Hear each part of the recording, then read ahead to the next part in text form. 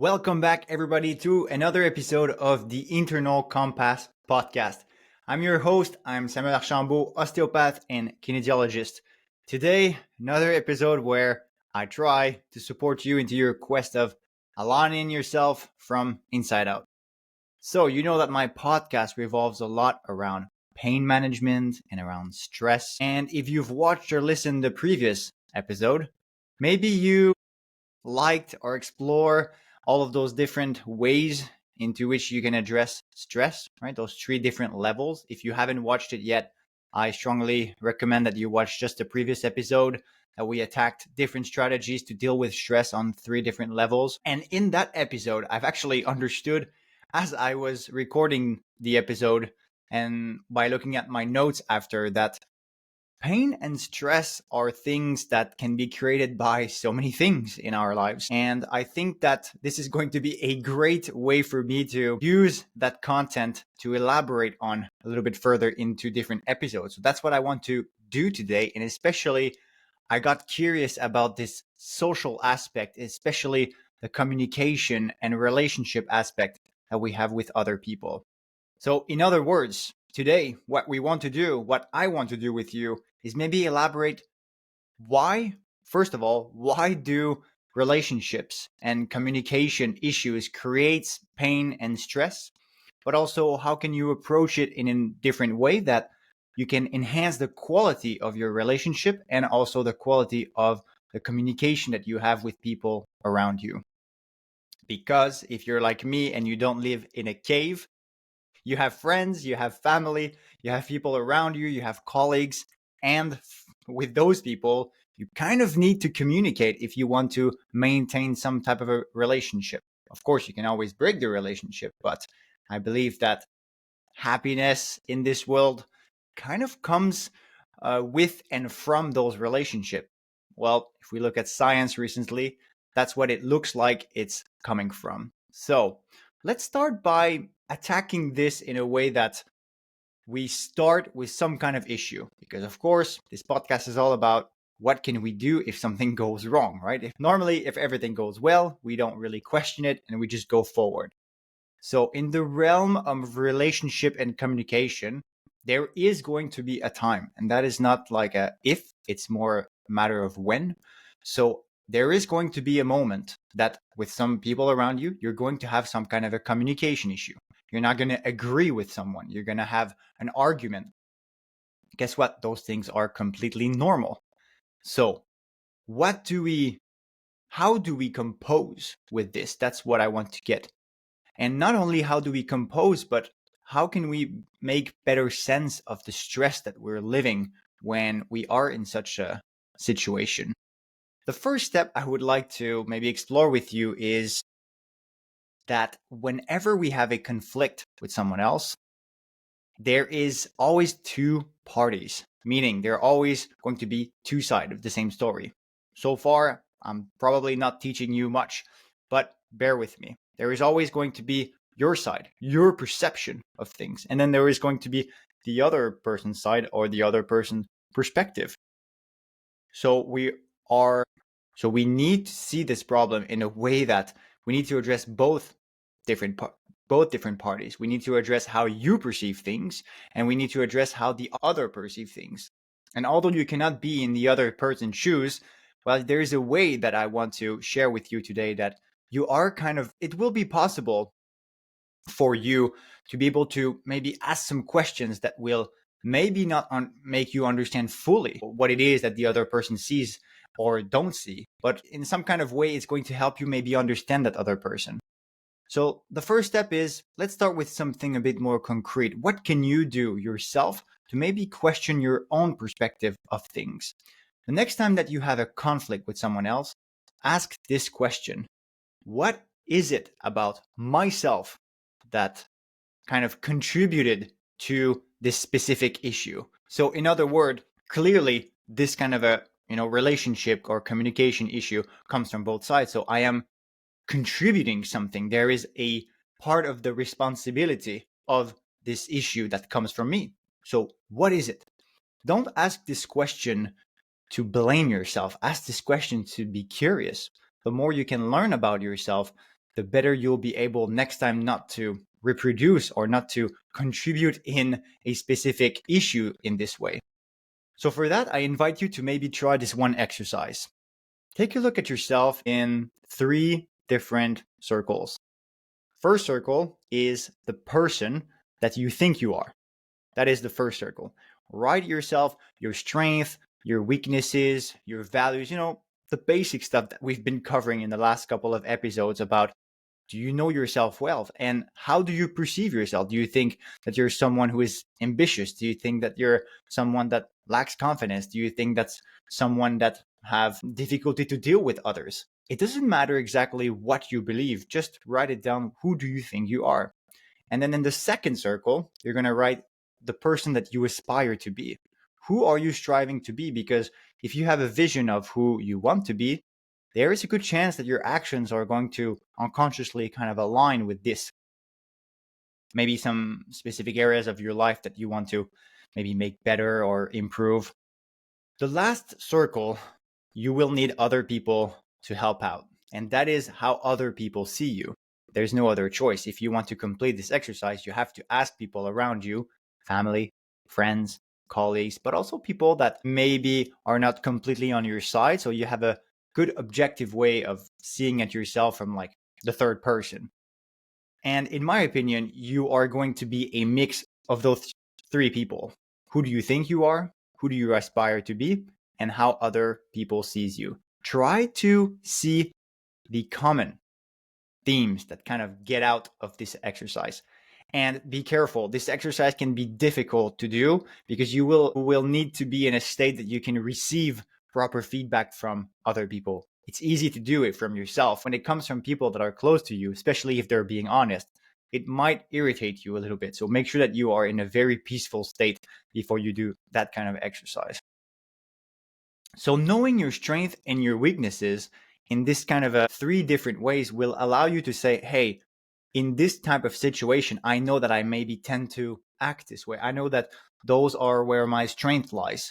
Those are, where my weaknesses lie. Well, obviously, if you know this, if you know that better, maybe you're not going to kind of connect with specific people. Maybe you're not going to put yourself in some situation that may compromise some of your weaknesses.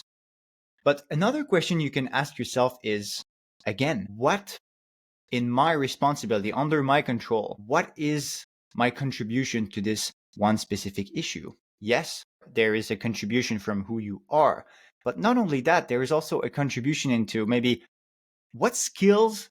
You can ask this question as well. I think this is maybe a bit more clear than how do you contribute. What skill do you lack that if you would have this skill, maybe that specific conflict would have not arise? I'm going to expand on that. So let's say that you have a mismatch, a miscommunication with your partner, right? You wanted to do something with your friends on a Friday night, and that your partner wanted to do something just the 2 of you. Well, there has been a lack of communication, clearly, because the needs of one person and the needs of another has not been clearly communicated. So maybe ask yourself, what is it that maybe I contributed to this one issue? Hey, I wasn't clear about exactly what I wanted. And I wasn't clear on how I have organized my schedule. So what skill would I need to maybe not reproduce that, not recreate that one more time as a whole issue or situation? Or maybe I need to be a bit more explicit about my needs. Maybe I need to myself understand what my needs are. Maybe I need to share some kind of a schedule also with my partner. So you see, there are ways, especially if you want to continue to kind of entertain and nurture that one relationship, that first step is always to ask yourself, how can I contribute better? Right? Because clearly, if there has been some kind of miscommunication, some kind of a little friction there in the relationship, it's really rare that it happens 100% from only one side. There is always going to be a contribution from both sides. So start with yourself, what you have control over. Ask yourself, how did I contribute to this issue? What skills do I need that maybe I don't have in those 3 different bubbles, right? Of the mix of who I think I am, who do I aspire to be, and also what's the perception of myself from other people. So you can also do that if you get into some kind of relationships that are a bit more destructive. So in other words, let's say that you get with a colleague into working into a project, right? Maybe you don't have necessarily the choice. You just get thrown on there, and then you understand that this person is manipulating you. This person is not doing their job, and you have to take all of their work. I'm just using that as an example. Clearly, this is going to create a lot of stress in you because you have all this pressure of doing all this thing, and plus you also have this relationship stress with this other people.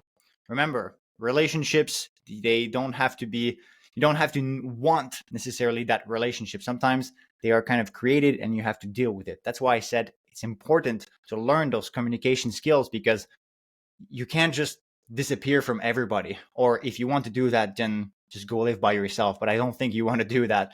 So it's better maybe to be better equipped on how to deal with that kind of people. And again, you have to ask yourself, do I want to maintain this relationship or not? Was there a skill in there that I lack that kind of contributed to this? Even if from the outside, it really looks like the other person was manipulating you, the other person did not do their job, it's clearly their fault, right? What if you switch that around and you say, hey, why didn't I notice that this person was manipulating me? Why didn't I was not equipped, I did not have the skill to maybe put my own limit or not accept this kind of a, relationship with that colleague to work on that specific project. And by doing that, you're not taking away the blame or the responsibility from the other person. If what that person did was wrong, it's still wrong, but it doesn't take away the fact that if you can focus on what you can control in this context, in this situation, those are the skills that maybe next time you're going to be a little bit more careful with who you partner with. Not that you don't trust people, but maybe that you want to make sure things are very clear, right? Next time, what could I do better around that? Okay, maybe I will lay clear expectation. Maybe we will do a division of tasks that will be approved by our supervisor. I'm using examples here, but even though that's a kind of a harsh thing to do, to just bring this responsibility back to you, remember, there is always going to be a percentage, even very small, that is going to be your responsibility in a relationship. So it's not about, just keep hammering yourself with this blame, this guilt. Oh no, it's my fault. No, it's not that. But it's more about asking yourself, hey, what was my contribution in there? What skill did I lack that I could maybe build for next time? That either I voluntarily don't get into this relationship by maybe noticing that kind of people. I'm like, nope, I don't do well with that kind of people. I'm going to tell my boss I'm not doing this. Or if I really have to, then how can I make sure that that kind of a situation where I get manipulated or where I get like kind of taken granted for doesn't happen? You can extend that to any type of situation. Okay, so now that we've covered what you can do to maybe more analyze your own self and looking at yourself, then the next thing to do is maybe look at the other person, not in a way that you want to point fingers, but more in a way that I invite you to be curious on how the other person acted in a way, or how the other person is acting right now.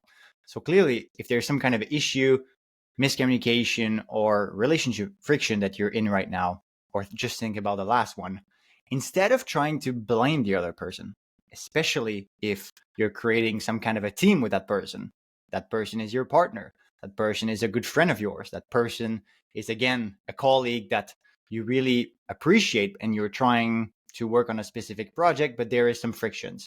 So instead of trying to blame the other person, both of you are kind of working in the same direction. Both of you are in the same team. If you see it this way, maybe you can twist how you perceive the situation into who's right, who's wrong, and leave that behind and maybe ask yourself, how can we be both winners? And for that, there is always the next question that comes. And the question is, why is this person acting this way? Just to take a step back, I want to invite you to a concept called the relationship math, which are the following. In relationships, you have three different options. It's either 1 + 1 = 0, That's the example that I gave you a bit earlier with that colleague of yours who just manipulated you. Both of you, you have to work together, and it created a null zero. Basically, nothing good happened out of this relationship. Relationship breaks, nothing good happens. First option. Second option is a 1 plus 1 equal 1. That is the person that may be a someone you know, maybe it's even your partner, a family member, but those are the people that you can get along with. Everything is fine, small frictions here and there, but also it doesn't really bring any added value to your life. So maybe a friend that you've been friend with forever, and even you see each other, it's nice, but you don't learn from that person. This other person doesn't grow next to you. It's just kind of 1 plus 1 equal 1. And the last option is 1 plus 1 equal 3. And that's where I want to bring you with this new question, this new aspect of curiosity, is that if that relationship is important for you, not all relationships are going to be 1 plus 1 equal 3. Some of them are going to be 1 plus 1 equal 1, and that's completely okay. But the ones that really care for you, the one that really matters for you, you want to make them 1 plus 1 equal 3. And that is, you have yourself, you have the other person, but also the relationship is going to grow over time. And what I mean by that is that you can take out of that relationship, you can learn from it. And to do that, you don't have any choice. You have to be curious about why the other person is acting like this person is doing. If you try to remove the focus on who's right, who's wrong, and maybe asking the other person, I wonder why you act this way. So now, first of all, you are taking away, the issue on really, are we doing the project this way or are we doing the project this way? We're not putting any attention to this, but more, why do you think that this is the best way to do this project? If you ask that kind of question, not only the other person is going to feel heard and that you're going to kind of start to build a bridge between you two, but also you'll have better insights into what are the values of the person and maybe what are shaping their perspective. We never truly know what someone has been going through in the past and why they think how they think. And it's not your job to judge if that person's thinking is good or bad, but I would argue that as a partner, as a friend, as a family member, as a colleague, it is your job to better understand that person if you want a 1 plus 1 equal 3 kind of relationship. So if you can understand that this person might be scared of taking risk because in the past they have done so and they've suffered the consequences from that, then maybe it's easier for you to understand. If for you, or if the other person, let's say that their association with money, for example, is something that's very toxic, and then you're talking about the financial aspect of the project, or you're talking with your partner about a specific budget, and the person is really kind of reluctant to share some information around their finances, or to expand on the project's finances, or to take risk, or to invest more, then if you're able to understand that from the other person, that, oh, okay, this person has been living through some financial difficulties, or that for them, they have been taught early in life that, money is something kind of that comes from the devil and that should not be discussed. Well, maybe you can better understand why this person is acting this way. The more you're going to be curious, the more you're going to learn about the other person. And it doesn't really solve the problem, but it's a really good way to start to create a common solution. Because then not only you can learn about the other person, but then you also kind of throw this rope to the other person that this other person might take. And therefore you can also share how you see this same situation and why you see that situation or that issue this way.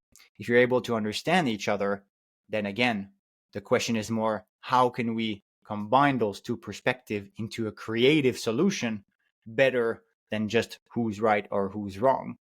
If both of you have their own perspective of the solution and you kind of notice that some of the things are overlapping, there's your solution. And there goes the pain and the friction of the communication and on the relationship issues.